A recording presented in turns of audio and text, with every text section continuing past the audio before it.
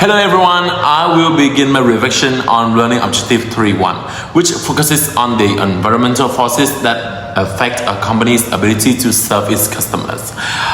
I like to think of the marketing environment as two circles. The environment, the micro-environment, is the inner circle, made up of suppliers, competitors, and customers, and other close partners. For example, if a company like Vinamilk doesn't maintain a strong partnership with its suppliers, it cannot guarantee the quality of the availability of milk products for customers. On the other hand, the macro environment is the outer circle. The bigger forces such as technology, politics, culture, and demographics. These are much harder to control. Just think about how TikTok completely changed the way how young people consume content. Brands had to adapt their advertising style, shorter, trend-based video instead of long commercials. To me, this shows that marketing is not about staying still. It's about constantly scanning the environment and dancing to its rhythm. Companies that ignore these changes may fall behind, but those that adapt quickly can turn challenges into opportunities. Everything can change by insights. The thing is, what is your insights? Research it. So next up is about microenvironment, and there are 6 major forces. I will be in charge of the first 2, which are demographics and economic environments. So the changing in demographics lead to the shifts in markets and marketing strategies. The demography is the study of human population, size, density, age, and other statistics. The age distribution, the aging population, there are more demand in healthcare products, retirement services, and comfortable housing, while the younger population or more demand in digital devices, fashion, entertainment. For example, Lego used to focus on kids, but with more adult fans, they all launched the 18-plus sets, like architecture and technique, sleek back packaging, and the premium pricing target the adults. So next up is about the economic environment. So we have the economic growth and recession. And the growth, the consumers spend on more luxury and expensive products. But in recession, the consumers will cut non-essential spending and shift on the budget brands. For example, in 2008 and 2009, and the global recession, the consumer income fails and people became more price sensitive. So the marketing response for McDonald's is to emphasize its dollar meals and to shifting for the marketing campaigns and to focus on the affordability and the family saving. Today, I'm giving a quick recap on 2 important parts of a firm's marketing environment: the natural and technological environments. These are crucial because they shape how businesses operate and connect with their customers. Let's start with the natural environments. This refers to the world around us, like climates, natural resources, and environmental challenges. Some major trends businesses are facing includes climate change awareness. Companies are rethinking how they operate due to changing weathers and global warming. For example, Coca-Cola has been reducing water use in its bottling plants. Another problem is sustainability pressure. There's a big push for eco-friendly practices. Think of clothing brands like Patagonia using recycled materials. Or resource scarcity. Natural resources are limited, so firms need to be innovative. Tech companies are looking for alternatives to rare metals used in smartphones. Government regulations, more environmental laws mean stricter rules for business. Cars companies must meet the lower emission standards. Green customer demands customers cares about the planet. Supermarkets now stock more organic or locally sourced products. So overall, businesses must be more environmentally responsible. Now let's talk about technological environment. This is all about how technology is shaping the way businesses work and market. Here are the big trends. Automations and AI. Tasks are being done by machines and AI to save time and cost. Factories now use robots to assemble products faster. E-commerce growth. Online shopping is booming. Small businesses are now selling directly through Shopify or Instagram. Digital transformation. Firms are going digital to improve customer service. Banks use mobile apps so you can transfer money instantly or pay bills. Cybersecurity. With more data online, security is now a big deal. Companies invest in firewalls and data protection tools. Internet of Things. Devices are getting smarter and connected. Think smart fridges that suggest what groceries to buy. Sustainable tech. Even technology is going green. Electric cars and solar energy are becoming more mainstream. To stay competitive, businesses need to adapt quickly to these technologies. The natural environment pushes firms to be more sustainable, while technological environments challenges them to go innovative and go digital. What really stood out to me in this section is how much culture shaped the way we live and the choices we make as consumers. The book makes this cool distinction between core values and secondary values. Core values are those big things like honesty, family, or respect that don't really change much over time. But secondary value, like a lifestyle change or opinion on things like sustainability, are a lot more flexible and shifts as society change. Take Starbucks, for example. When they promote eco-friendly cups, they are not trying to change people's core beliefs. Instead, they are connecting with this growing value of environmental responsibility. And I see that all the time in my own generation. When I show they care about diversity, inclusivity, or sustainability, they feel more genuine and easier to connect with. The big lesson for me is that culture isn't fixed. It's always moving. And if I want to be effective as a future marketer, I have to keep up with those shifts. It's not about chasing every trend, but about understanding what people really care about finding ways to align with that. I think that applies not just to marketing, but to life in general. If you can adapt and connect with people on their value, you build stronger and more authentic relationships. Let's talk about the key changes in the political and cultural environment. As businesses operate under the increasing government regulation, and the legislation is designed not only to protect the companies from unfair competition, but also shield the consumers from unethical practices and to preserve the overall interests of the society. This ensures that business operate fairly and responsibly without taking advantage of people or the systems. Secondly, raising the emphasis on the ethics. Customers expect more transparency and honesty from the brands they support, and companies that act unethical can quickly lose the customer trust and hard to win back. And the society responsible behavior, which the businesses are no longer judged, on their profits. They are also being evaluated on their impact on people, communities, and the planet. Finally, cost-related marketing. This involves aligning the brand with the social costs to drive both impact and loyalty. For example, Nike campaign with Colin Kaepernick, which took a big stand on racial injustice. Despite the controversy, the campaign increased brand loyalty and among younger, socially aware customers. When talking about how the company respond to the marketing environment, there are two main strategies, that's reactive and proactive. The reactive strategies, the company mainly observe what occurred and only acts afterwards. They avoid influencing the environment directly. For example, when the customer stays shift, this firm adjusts their products only after noticing the changes. The benefits is reduced risk because they wait for a clear signals. However, the drawback is they usually remain a step behind faster the competitors. In contrast, a proactive strategy means taking the lead instead of waiting for the changes firms actively create them. They take bold action to influence the customer preferences, industry, the trends, or the regulations. Should the company don't just answer the demand, they create it.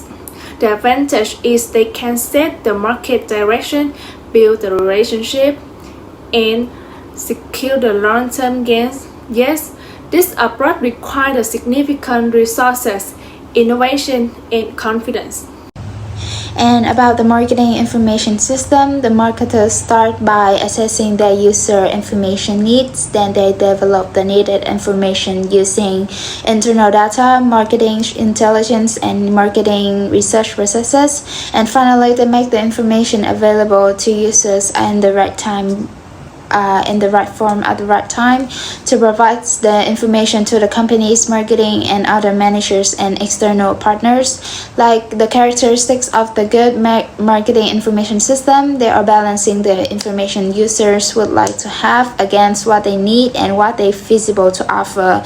And for example, the internal records, for example, Amazon tracks the customer purchase history to recommend the products, or the marketing intelligence, for example, Coca-Cola, they all monitors the social media to see how people react to the new flavor. Marketing research and also the analytical marketing system. For example, Netflix uses their predictable models to recommend shows and forecast the viewing demand. Like they are asking you what film do you like to watch, and they will recommend the other films that are the same or something like that. MIS is a structured way businesses collect, analyze, and organize data to make smart marketing decisions.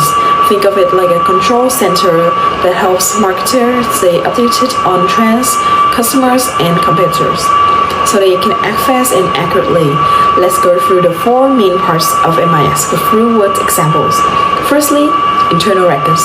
These include data a company already has, like sales reports, inventory, or customer database. For example, Walmart uses sales data from its stores to track which product sells well in which region. In a certain toy sells faster in New York than in Texas, they shift inventory to meet the demand. Secondly, marketing intelligence. This means gathering everyday information from external sources like competitors, customers, or the media. Samsung keeps an eye on tech review sites, social medias, and YouTube to see how customers react to competitors' phones.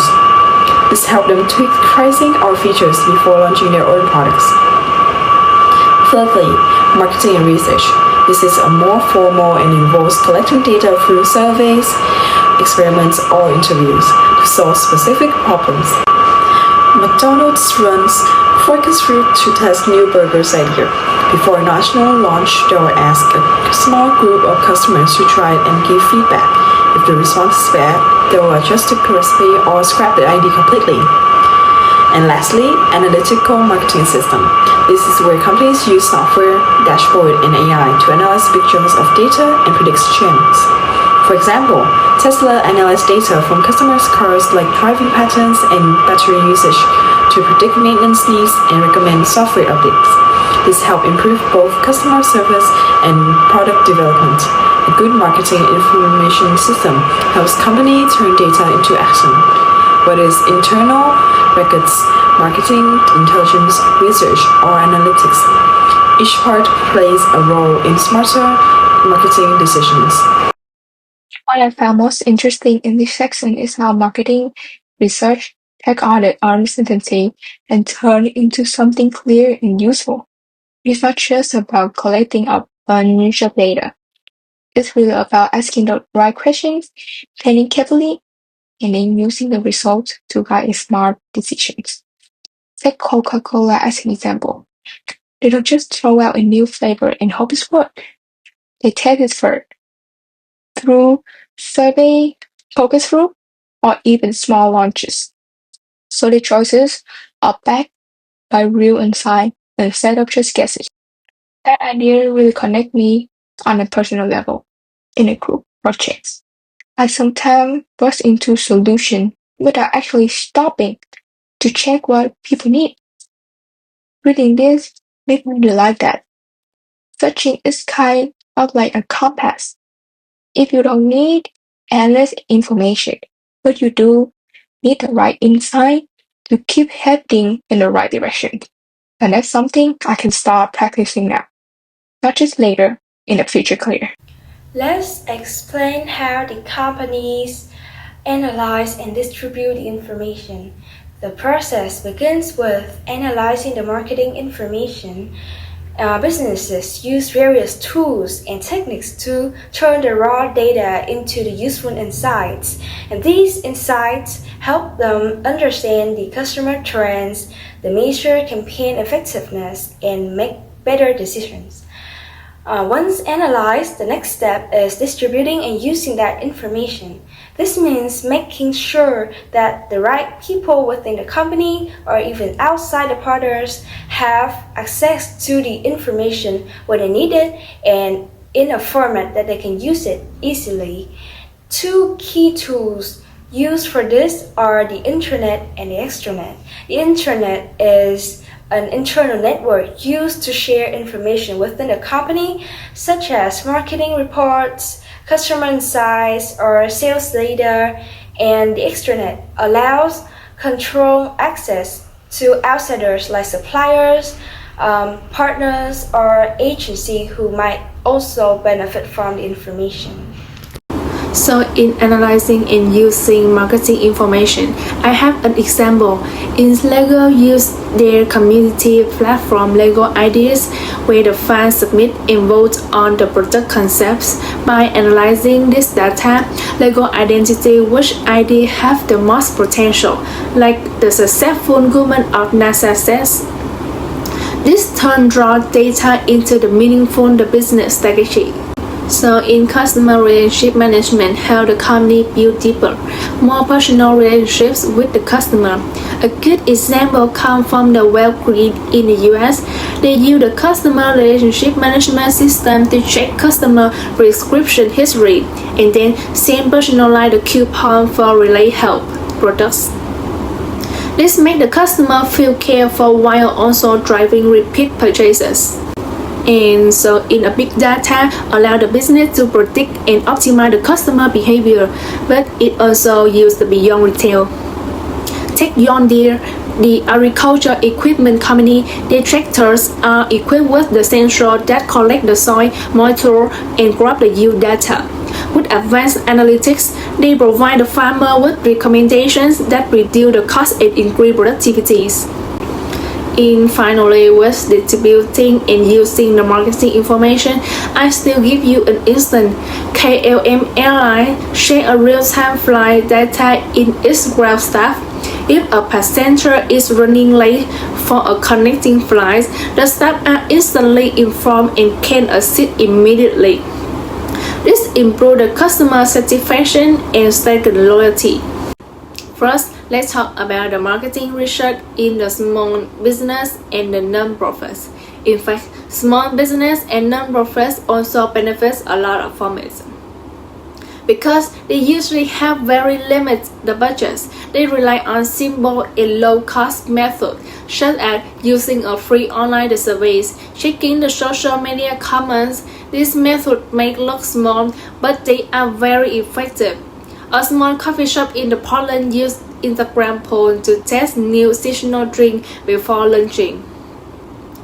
The owner found out that honey lavender latte got more than 70% vote and sold double compared to the previous seasonal items.